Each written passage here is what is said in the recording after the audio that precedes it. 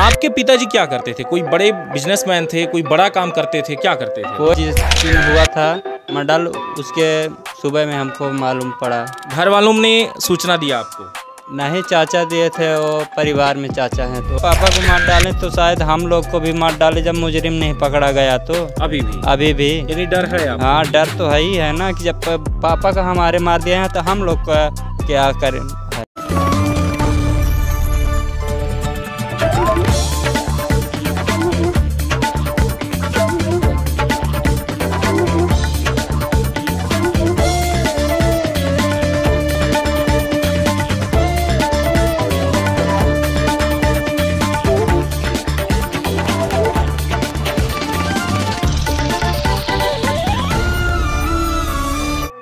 दोस्तों, मैं इस टाइम पर खड्डी चौकी के अंतर्गत देवरस ग्राम पंचायत में खड़ा हूं, जो सीधी से लगभग 70 किलोमीटर 60 से 70 किलोमीटर के बीच का ये रास्ता है। और यहाँ पर एक मकान जो रामदास साहू करके 56 वर्ष जिनकी उम्र थी, वो अपने घर में शाम को सो रहे थे। ये उनका मकान है जहाँ आप देख रहे हैं, इस मकान में वो सो रहे थे।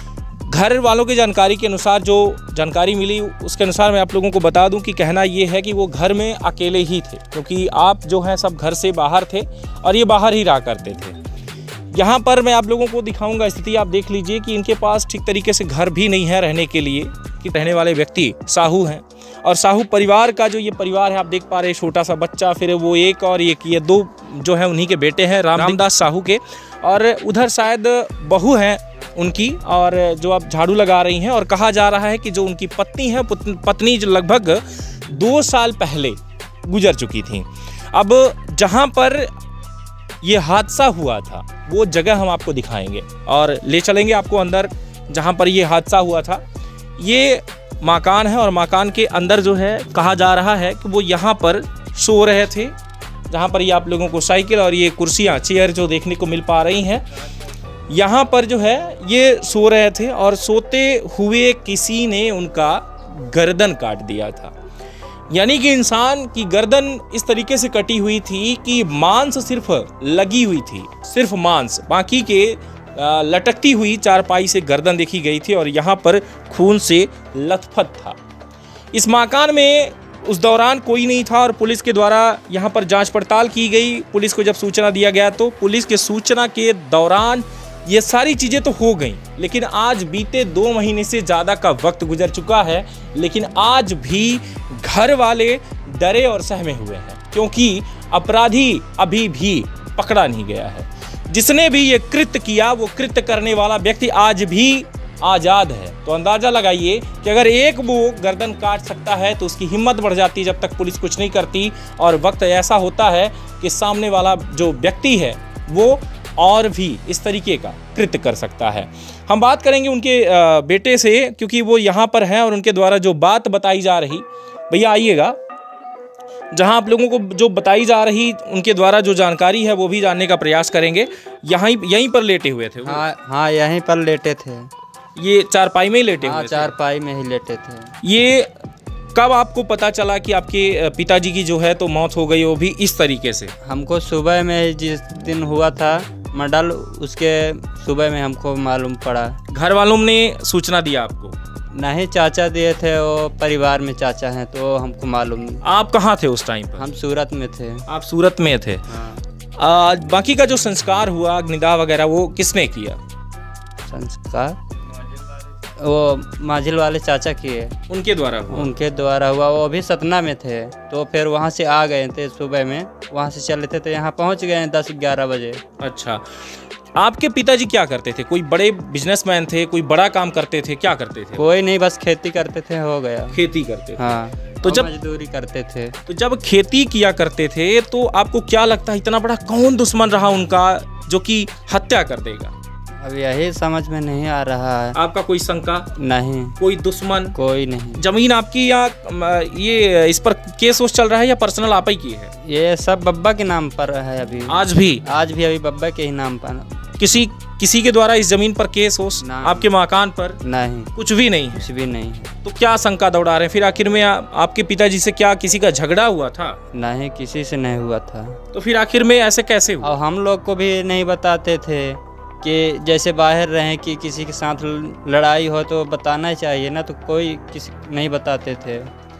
ये छोटा सा बच्चा उनका पोता है, आप देख रहे हैं ये छोटा सा बच्चा इनका वो पोता है।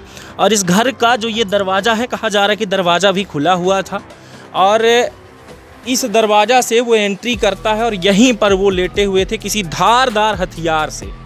धारदार हथियार वो कुछ भी हो सकता है, तो धारदार हथियार से ये हादसा यानी कि हुआ उनके साथ। और ये जो हादसा हुआ उसका जिम्मेदार आज भी फरार। तो कैसे, अभी तक क्यों फरार है, इस बात का अंदाज़ा लगाना काफ़ी मुश्किल है कि पुलिस की सीधे लापरवाही देखी जा रही है।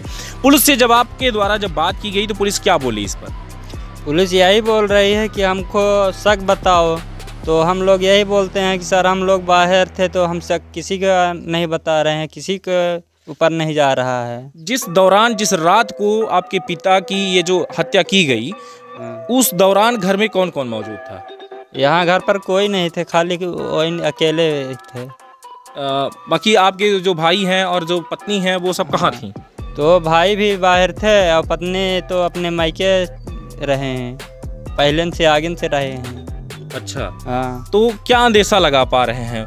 कोई शक नहीं, कुछ भी नहीं? नहीं, शक हमारा किसी के ऊपर नहीं। अभी आप लोग डरे हुए हैं कि नहीं? तो ये तो डर तो लगता ही है ना कि जब पापा को मार डालें तो शायद हम लोग को भी मार डाले जब मुजरिम नहीं पकड़ा गया तो। अभी भी यानी डर है आपको? हाँ, डर तो है ही है ना कि जब पापा का हमारे मार दिए हैं तो हम लोग का क्या करें है, हम लोग को भी न मार दे। कितने महीने बीत चुके हैं? 2 महीना सुपर बीत गया। 2 महीने से ज़्यादा हो गया। हाँ। क्या कहना चाहेंगे इस पर, पुलिस की लापरवाही पर? कभी आप एसपी से बात किए, कभी आप सीधी गए एसपी यानी कि पुलिस अधीक्षक? तो पुलिस तो यहाँ खाली यही पूछती है हम लोग से कि तुम लोग जब नहीं बताओगे शक तो पुलिस वाले भी क्या करेंगे। कितनी बार पुलिस आपके पास आई यहाँ? पुलिस तो यहाँ बहुत बार आई, लगभग कम से कम 15-20 चक्कर आ चुके हैं, लेकिन अभी भी पकड़ नहीं पाए। नहीं, पकड़ नहीं पाए हैं। यहाँ पर उनके दूसरे बेटे हैं, हम उनसे भी बात करेंगे। भैया नाम क्या है आपका? विवेकानंद साहू सर। अच्छा, जब ये हादसा हुआ उस टाइम आप कहाँ थे? आंध्रा रन साहब। आंध्रा में? जी। अच्छा, तो आप दोनों बेटे जो हैं तो बाहर ही रहा करते थे? जी हाँ। क्या अंदेशा लगा रहे हैं आप? आपको कोई शक है कि किसी ने किया? हमारा किसी के ऊपर शक नहीं है। आपके पापा का व्यवहार कैसा था? पापा का व्यवहार खाली यही गांव में ठेका होका लेकर के एक दूसरे का ईंट बनाते थे, कुआं इदारा उनका एक दूसरे का बनाते थे, मजदूरी करते थे। जी हाँ। तो एक मजदूर का इतना बड़ा दुश्मन, इतना बड़ा द्वेष, इतना बड़ा क्रोध गुस्से में कि इंसान इतना मारपीट दे? अब क्या पता साहब, वो गांजा वांजा भी पीते थे और एक दूसरे भी गांव का आदमी पीते थे, तो लोग भी आवर रहे पिए हुए। जी हाँ। तो ये नशे में ऐसा हो गया? अब ये हमको तो नहीं है मालूम, लेकिन वीडियो उधर फोटो खींचा था तो चोंगी भी उधर खाट के नीचे पड़ी थी। तो क्या लगता है, क्या उस दिन कोई गांजा पीने आया था उनके साथ? कुछ पता चला आसपास? आपने पता किया कि क्या पिता के साथ कौन था उस दिन?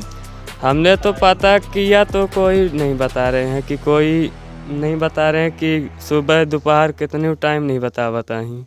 अभी भी आप डरे हुए हैं या नहीं? डर तो लग ही रहा है साहब। इस घर में कैसे गुजार रहे हैं आप लोग अभी? अब हम लोग जब से दिन बूढ़ जाता है तब से हम लोग बाहर नहीं निकलते हैं, इतना डर लगता है। मतलब डरे हुए हैं? जी है सर। तो ये कब तक ऐसा डर आप लोग लेके बैठेंगे? तो हम लोग क्या कर सकते हैं, अब जब साहब लोग ही कुछ नहीं करते तो हम लोग क्या करेंगे। अच्छा, आप देख रहे हैं कि एक बड़ा बेटा एक छोटा बेटा दोनों उस व्यक्ति का इंतजार कर रहे हैं जिसने इनके पिता को जान से मार दिया था। और हालांकि कोई ये बड़े प्रॉपर्टी वाले नहीं हैं, इनके पास कोई बड़ी संपत्ति नहीं है। आपके द्वारा बताया जा रहा है कि मजदूरी किया करते थे, और मजदूर का इतना बड़ा दुश्मन बताइए कि कोई भी गर्दन काट के फेंक देता है। तो आखिर में ऐसे कैसे हो रहा है और अभी भी वो आज़ाद क्यों है, एक बड़ा सवाल उठता है। और पुलिस की नाकामी की वजह से अभी भी वो व्यक्ति पकड़ा नहीं गया है। तो आखिर में कहाँ है, कहाँ भटक रहा है? क्या ऐसा तो नहीं कि वो आज भी आज़ाद है तो किसी और का गला काटने की तैयारी कर रहा है? आखिर में कहाँ है वो? ये एक बड़ा सवाल जो सभी के मन में, और जो आसपास के जो लोग हैं जो डरे हुए हैं, जो इनका घर वाले जो हैं इनके, वो भी जो डरे हुए हैं। आखिर में कब वो पकड़ा जाएगा और कब इनका डर खत्म होगा, ये एक बड़ा सवाल है और यही देखना होगा कि पुलिस कब पकड़ती है।